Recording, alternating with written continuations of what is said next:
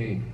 That's, I think, one thing that y'all need to get out y'all minds. We're not a great team. We just became together this year. We have two players that never been a part of this team last year. We had a player that won an NBA championship with a whole other team last year.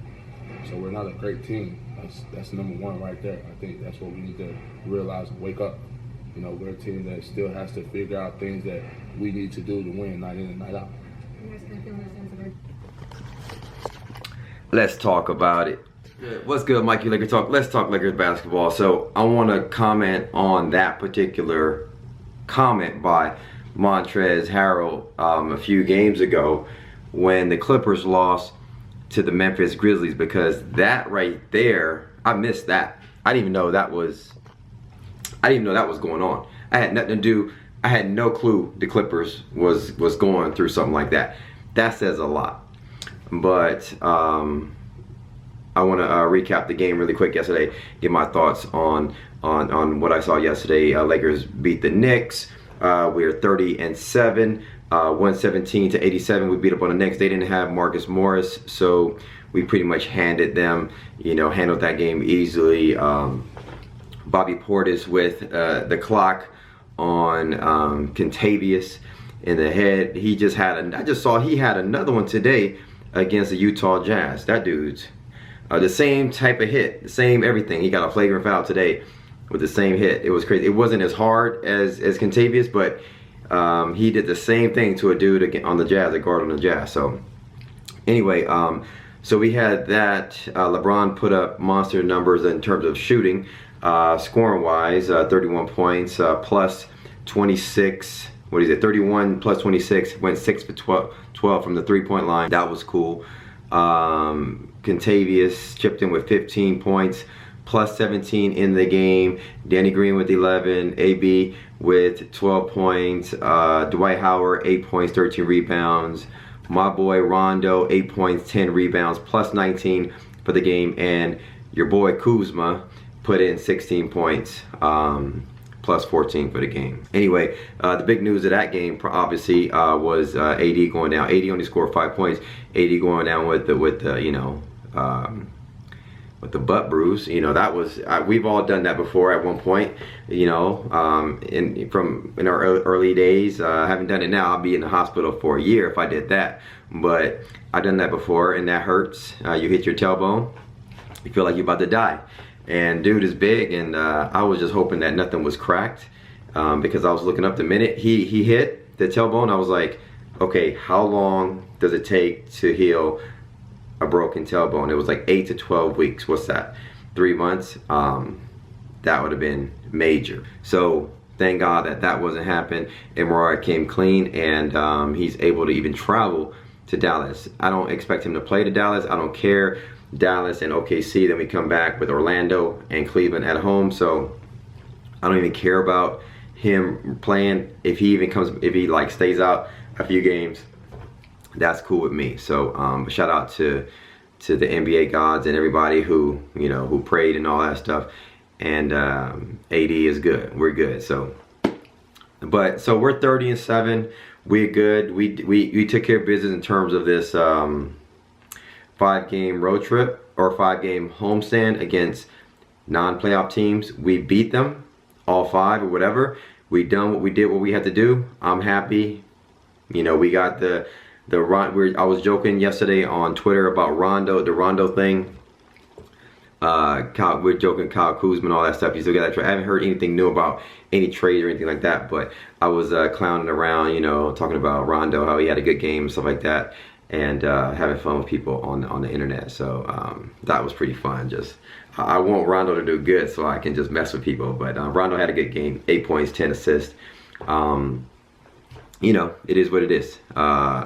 But so that's that. But so I'm on YouTube and I'm listening to different media outlets talking about the Kyle Kuzma issue, and all these guys got it wrong. They think that they're not saying it, but they think that Kyle Kuzma can turn it around and be the guy. I'm like, oh my goodness, I don't even want to go there. I don't even want to get on Kuz right now, but that's the main reason why I always pinpoint Kuzma. Somebody actually in my comments saying I need to start showing video footage of what I mean about Kuzma and things like that, and I'm actually gonna start doing that. I can't do it now because I don't have rights to any of this footage that's out there, but I am gonna start doing it probably on. I must find some way, because if I pull that footage out and I show it, YouTube will probably demonetize my videos. So when I have strong statements about Kuzma and his IQ issues,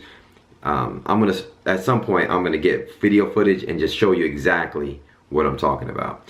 I'm gonna try to figure that out, but until then, I just have to talk about it. I can't really show you the footage, anything like that. So I was seeing that on YouTube, and then I saw something about Montrez. You know, it was on Speak for Yourself with the Marcellus Wiley, you know, Jason Whitlock and all those guys, and Jimmy Jackson and all those guys are on there. They were talking about, then he started talking about the Clippers and the Montrezl Harrell. I'm like, wait a minute, time out. Wait, Montrez said something like that? Like, we're not a great team? Basically, my antennas went up and I knew exactly what was going on. The thing is this, and this is where LeBron James and AD gets their props with doing, you know, basically doing the Lakers right by not doing a load management thing, right? So this is where LeBron James and AD gets all the props. Here's the deal. When I heard the Montrezl Harrell quote, basically the quote was, "We're not a great team." Yes, we all know that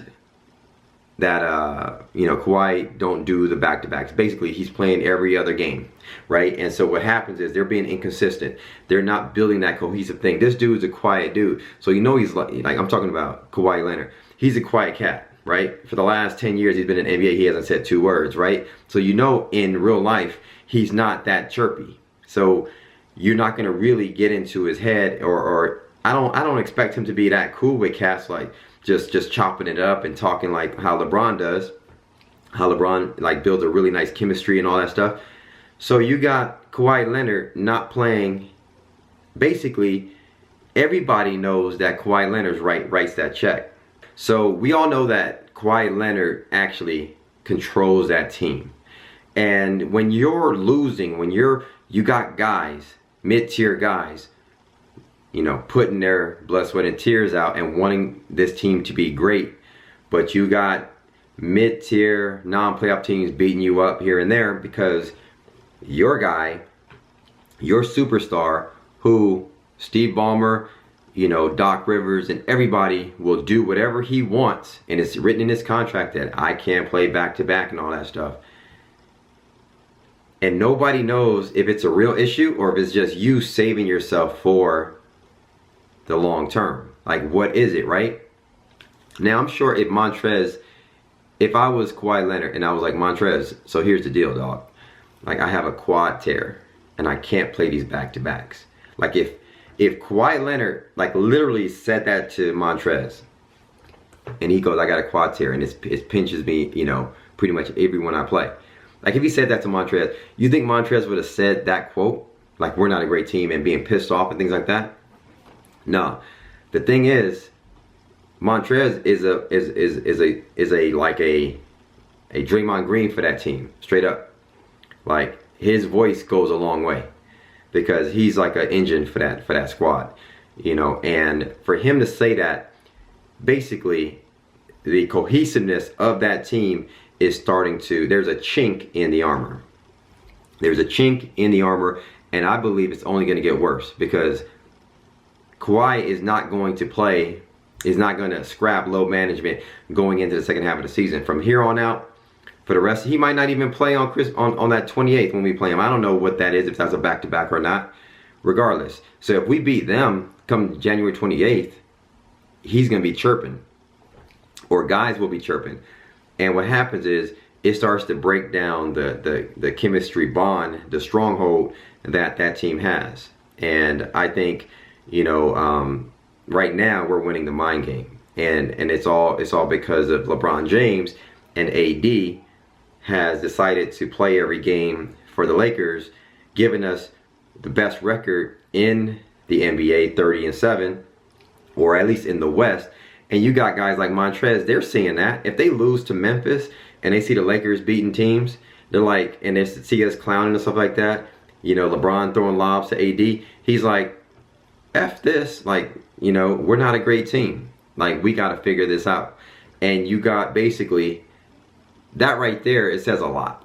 It says a lot to me. So I just had to speak on that. And so basically the way I see it right now is we're winning that mind game. They got us on the scoreboard basically head to head, but we're winning that mind game. And I think we need to keep that up and know and understand that the importance of not doing a low management like this in the game, and how, you know, how much that could actually hurt a squad, especially when you got some strong personalities like Montrez and other guys. If they continue to lose, I'm going to be watching the Clippers now.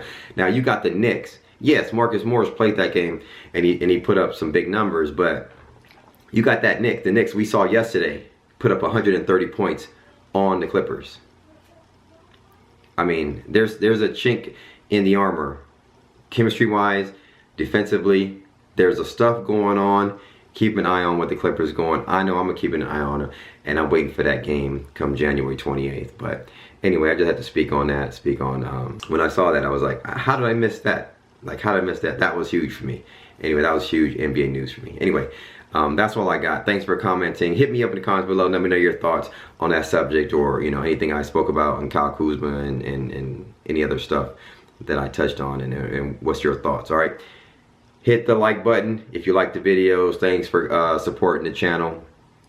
Thanks for commenting, liking, subscribing. Subscribe to the YouTube channel if you had not. We're going for 50,000 subscribers this year. Somebody said I can't do it. Holla at your boy. I might throw a lot of money out and start advertising and get my channel out there. Trust me, I'm gonna get to 50,000 subscribers this year. If you have not subscribed to my YouTube channel, holla at your boy. Hit that subscribe button and hit that notification bell to be notified every time I drop videos like this in your inbox. Thanks for all you loyal subscribers, and I'll holla at you guys next game or tomorrow. And follow me on Twitter and Instagram at Mike Sports LA. Holla at your boy. Peace.